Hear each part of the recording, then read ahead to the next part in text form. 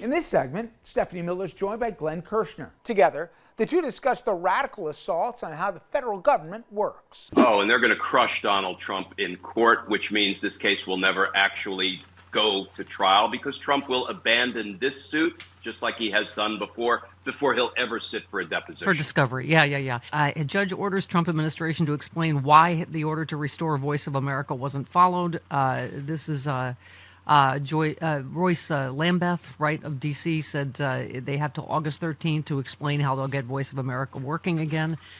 I mean, again, I get what the judge rules one way, they defy it, and we go through this again, but it doesn't mean, I think, of all people, President Biden just gave a great speech about how important judges are and how important it is that they try, like you say, try to keep upholding the rule of law, right? Yeah, and here's the thing, Steph. Judge Royce Lamberth don't play. If there's anybody who's going to hold Trump administration officials in contempt, it's Judge Lamberth. I tried a 6-month RICO trial in front of him. I know him extraordinarily well as a jurist. So just keep an eye on what he does to the Trump administration if they defy his orders. But the points of light, we did have some in recent days. We've got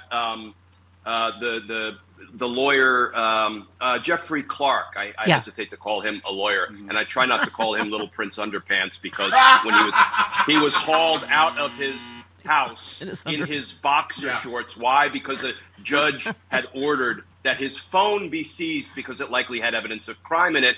The D.C. bar, just recommended that he be disbarred. That's on the heels of Rudy Giuliani being disbarred in 2 jurisdictions, John Eastman pending disbarment, Kenneth Chesebro being disbarred. So you know what? Accountability takes too darn long, but sometimes it does come. 12 House Dems sue over concentration camp access. It is not just their right, it is their duty to do oversight. So there's that one. This little known rule that Chuck Schumer found, hopefully to force the release of the Epstein files. And the appeals court looks like they're laughing the Trump administration out of court on these tariffs. So it may be very soon we have rulings that say, yeah, you know what, Donald, you don't have the power to impose tariffs. That's up to Congress. So listen, the federal judges are holding strong, and those are points of light.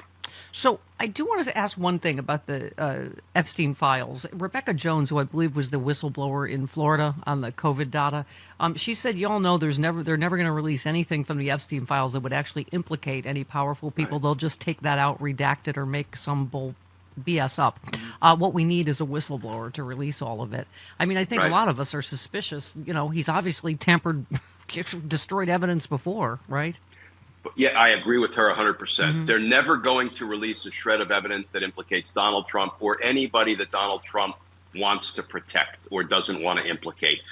However, there were great prosecutors like Maureen Comey at the Southern District of New York U.S. Attorney's Office who handled the Epstein and Maxwell cases. I hope that there are files preserved so that when Pam Bondi's DOJ starts to play games with what they release, if they release anything, there will still be a complete set of files that can rebut that. And you're right, whistleblowing has become sort of the fight for democracy. Yeah. And, whistleblowers the times have demanded. are some of our greatest patriots, like Alexander Vindman. So I agree. Yeah, the times have demanded it. One last one, just on Trump's lawyer this week filed a motion demanding that Rupert Murdoch be forced to sit for a deposition within 15 days, basically because they're saying he's old and could die soon. Sure.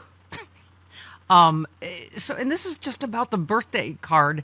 But again, as you always say, whenever Trump stuff hits the light of day, I actually feel like the Wall Street Journal would not have run with this if they didn't have the evidence cold that the Trump wrote this birthday card. So and they're going to crush Donald Trump in court, which means this case will never actually go to trial because Trump will abandon this suit just like he has done before he'll ever sit for a deposition. For discovery. Yeah.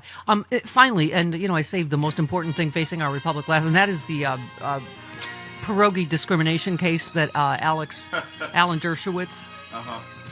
He's suing a Martha's Vineyard vendor for refusing to sell him a perogi. He is he's the former Jeffrey Epstein lawyer, by the way, and also Donald Trump lawyer, just for those of you. He's crying foul. Hang on, let me get the tiniest of violins. That he was refused perogi at the farmer's market, claiming he was discriminated against due to his political beliefs, and he will be suing the vendor for violating his rights. Yeah, well, I'll tell you what, Steph. In a battle between Dershowitz and a perogi, my money's on the perogi.